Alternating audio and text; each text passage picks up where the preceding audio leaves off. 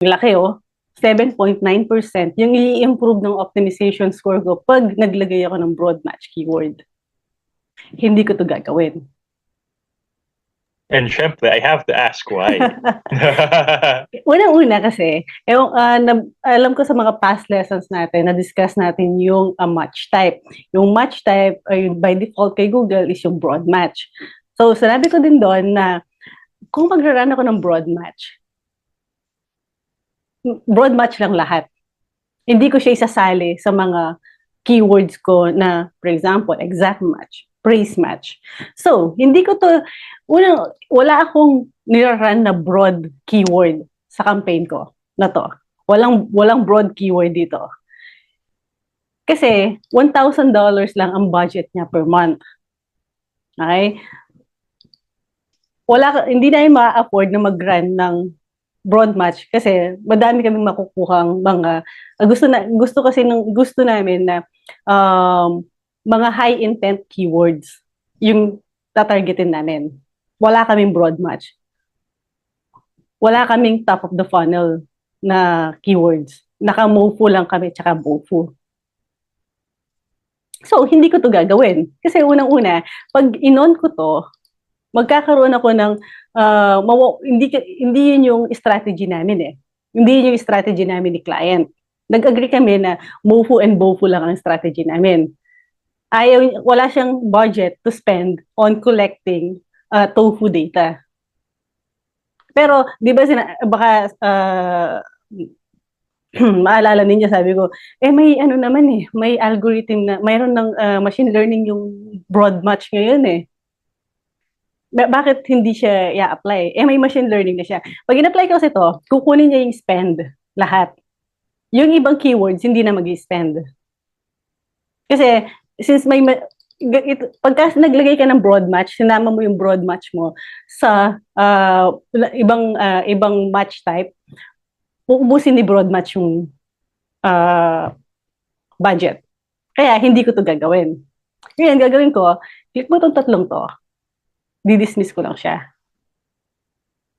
Or kung gusto mo siyang i-apply, kasi applicable siya sa'yo dahil meron kang broad match, click mo yung apply. Or kung gusto mong makita kung saan, pakita natin ulit.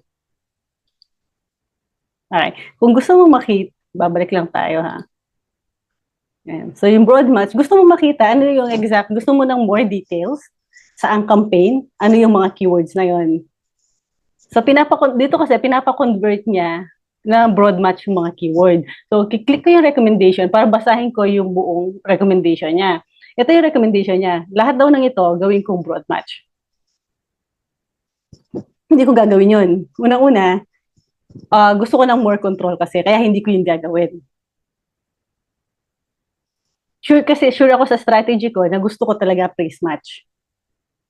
Pag to in-apply ko to, ang possible na mangyayari is dadami yung papasok na search terms.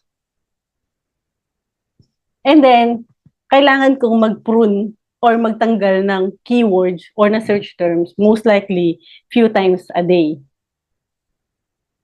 Wala akong time to do that para sa campaign. Kasi yung broad match kasi, pag nalinis mo yung data, maganda siya.